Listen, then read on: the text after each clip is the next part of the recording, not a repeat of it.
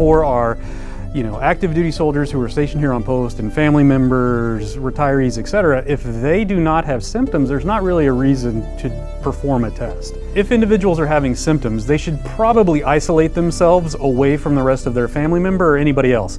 They definitely should not go out into the community.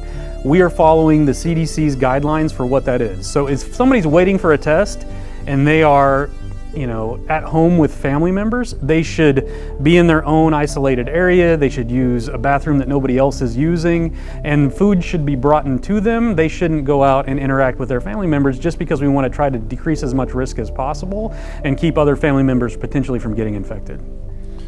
All right, so to begin with, you're going to see your tester come in already gowned in what they're going to be wearing. The different types of PPE we have PPE for low-risk patients and PPE for high-risk patients. For the low-risk patients, it's just a disposable gown, an N95 mask, and a face shield. For the high-risk patients, it is a full PAPR system, disposable gown, and our PAPR, which is our purified air-powered respirator. I know it looks kind of weird, but you're just going to see that tester come in fully kitted. If you see someone come into your room with the PAPR, this is totally normal. It's not saying that you are definitely COVID positive. They're just doing that for everyone's protection. It's going to be in a separate room, away from all the other patients, so we don't have to worry about any contamination. So they're going to begin by asking you your personal identifiers, your name, date of birth, most likely. And then they're going to go ahead and explain the test to you. We're going to go ahead and explain it to you, make sure that you're okay with it first, and then we're going to test you. It's going to be a rapid test. We get the results back within an hour. The swab is going to go all the way to the back of the nasopharyngeal cavity. We're going to hold it there for 30 seconds to make sure that we collect a good sample, and then remove the swab and place it into that collection vial.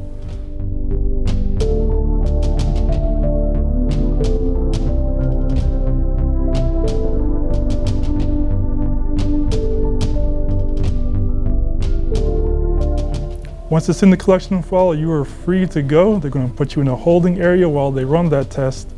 And if it's negative, you continue on with your appointment.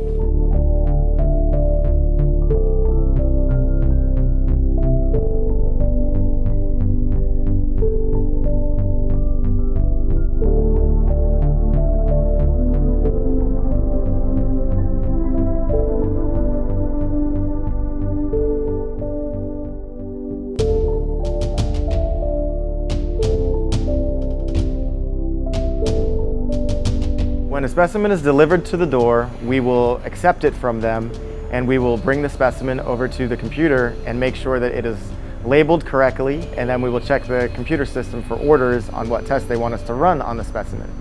We will then log in. If everything checks out, we will log in the orders and put the orders with the specimen, and we will bring it back into one of two testing areas.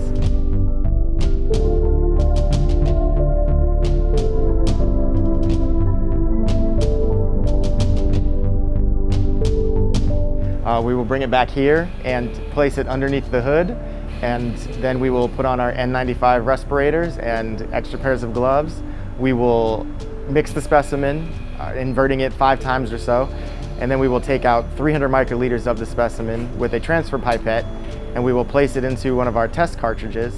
We will then take our test cartridge and scan it onto the analyzer, as well as the specimen number, and then we will place it onto the machine and it will run the test for us. From the moment we close the door until the analyzer gives us a result is 51 minutes.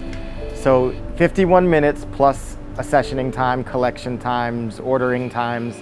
The doctors they normally expect us to get results to them in about 2 hours for emergency or stat specimens.